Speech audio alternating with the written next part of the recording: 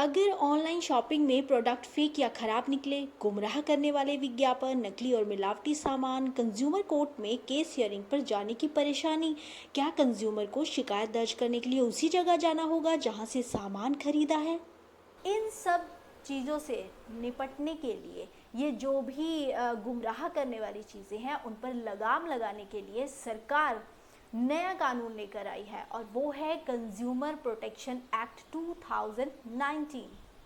अब इसमें जो है वो ग्राहक कितने पावरफुल बने हैं, कितनी उनको सुविधा दी गई है, इसी की आज हम बात करेंगे।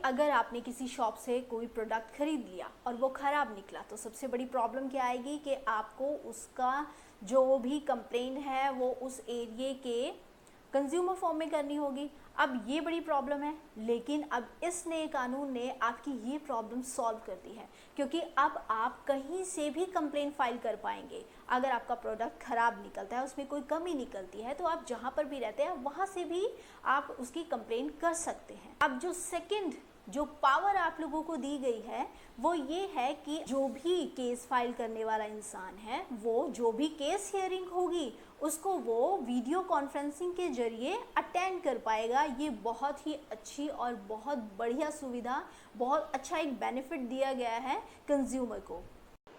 ई कॉमर्स लेन देन को शामिल करता है, मतलब अब इसमें ऑनलाइन शॉपिंग भी इंक्लूड की गई है।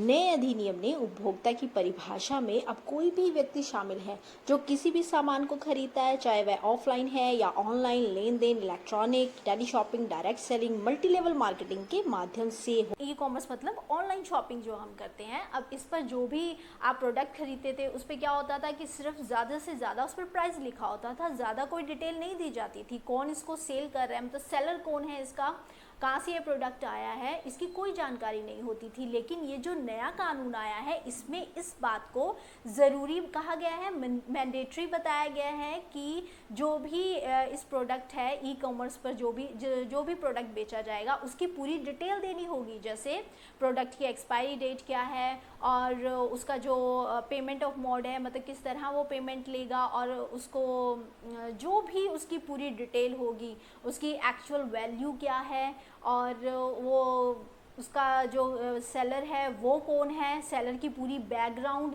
सेलर का जियोग्राफिक एड्रेस क्या है, और उसका कस्टमर केयर नंबर क्या है, और जो सेलर है उसके बिज़नेस का नाम जो भी है वो रजिस्टर्ड है या नहीं है। तो ये सब डिटेल अब ई कॉमर्स पर प्रोवाइड की जाएंगी जो भी प्रोडक्ट सेल किया जाएगा। कुछ एडवर्टीज़मेंट इतनी बढ़ा चढ़ा के दी जाती हैं कि जब उसको ख़रीदा जाता है प्रोडक्ट को, तो ना तो उस हिसाब से वो रिज़ल्ट मिलता है जिस हिसाब से उस पर आप पैसे भी लगा चुके होते हैं, और कई बार तो उसका नुकसान ही हो जाता है।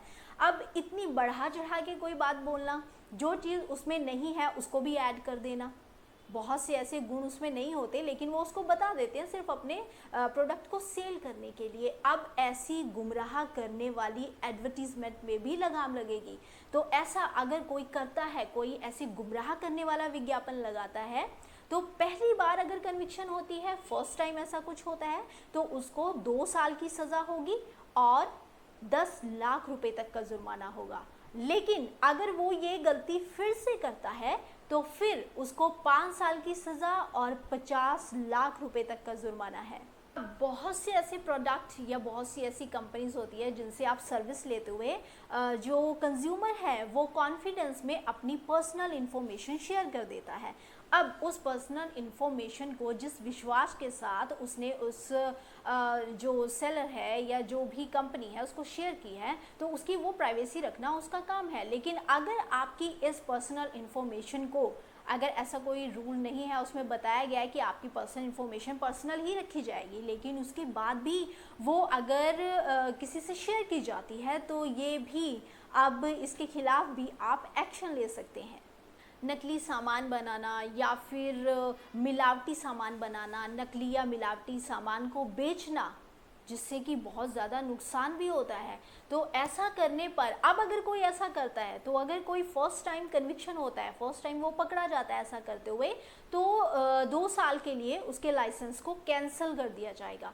लेकिन अगर उसके बाद भी वो नहीं माना और उसने फिर से वही कानून तोड़ा, वही नकली और मिलावटी सामान को बेचा या बनाया, तो उसके लाइसेंस को पूरी तरह से कैंसिल कर दिया जाएगा।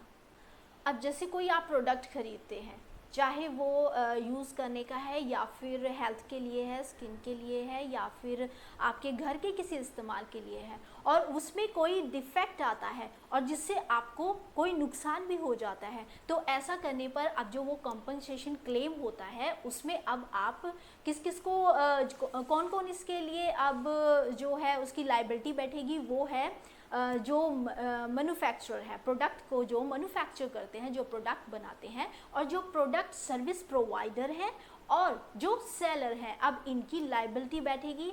अब इनकी ये लाइबिलिटी के अंडर होंगे अगर कुछ भी ऐसा नुकसान होता है। कोई भी लीगल प्रोसेस हो वो थोड़ा सा लॉन्ग चलता ही है। अब ऐसी जो शॉपिंग है वो बहुत ज़्यादा की जाती है, अब ऐसे फिर उसमें शिकायतें भी बहुत आती है, अब पेंडिंग केसेस बहुत हो जाते हैं। तो ये चीज़ थोड़ी कम हो, इसके लिए एक स्पेशल क्या इसमें नए कानून में किया गया है कि हर कमीशन के साथ एक मीडिएशन बनाया गया है। मतलब अब आपको अर्ली स्टेज पर ही, मतलब जब आप केस फाइल करने के लिए जाएंगे तो अर्ली स्टेज पर ही आपके पास एक स्कोप होगा। अगर दोनों पार्टीज़ एग्री हैं, दोनों पार्टीज़ इस बात के लिए अग्री करती हैं सेटलमेंट के लिए, तो पहले ही उनकी आपस में एक सहमति, एक सेटलमेंट हो जाए।